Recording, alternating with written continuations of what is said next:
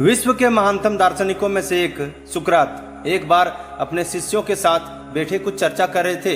तभी वहाँ अजीबोगरीब वस्त्र पहने एक ज्योतिषी या पहुंचा। वह सबका ध्यान अपनी ओर आकर्षित करते हुए बोला, मैं ज्ञानी हूँ, मैं किसी का चेहरा देखकर उसका चरित्र बता सकता हूँ। बताओ तुम में से कौन मेरी इस विद्या को परखना चाहेगा। शिष्य सुकरात की तरफ देखने लगे। सुकरात ने उसे ज्योतिषी से अपने बारे में बताने के लिए कहा। अब वह ज्योतिषी उन्हें ध्यान से देखने लगा। सुकरात बहुत बड़े ज्ञानी तो थे, लेकिन देखने में बड़े सामान्य थे, बल्कि उन्हें क्रूप कहना कोई बड़ी बात नहीं। ज्योतिषी उन्हें कुछ देर निहारने के बाद बोला, तुम्हारे चेहरे की बनावट बताती है कि तुम सत्ता के विरोधी हो। तुम्हारे अंदर द्रोह करने की भावना प्रबल है।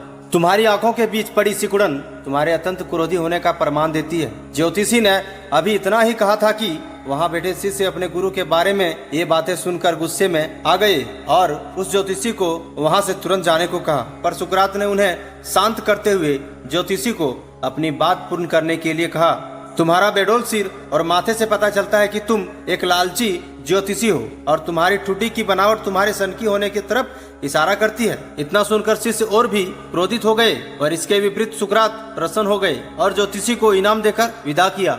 शिष्य सुकरात के इस व्यवहार से आश्चर्य में पड़ गए और उनसे पूछा, गुरुजी, आपने उस ज्योतिषी को इनाम क्यों दिया, जबकि उसने जो कुछ भी कहा वो सब झूठ है। सुकरात बोले, नहीं पुत्रों, ज्योतिषी ने जो कुछ भी कहा सब सच है।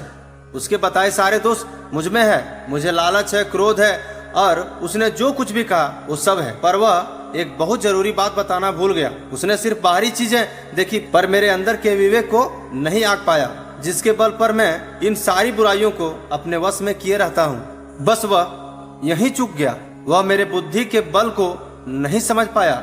सुकरात ने अपनी बात पूर्ण की और शिष्यों को समझ में आ गया। मित्रों, इस कहानी का मतलब यह है कि बड़े से बड़े इंसान में भी कमियां हो सकती है, पर यदि हम अपनी बुद्धि का प्रयोग करें तो सुकरात की तरह ही उन कमियों से पार पा सकते हैं।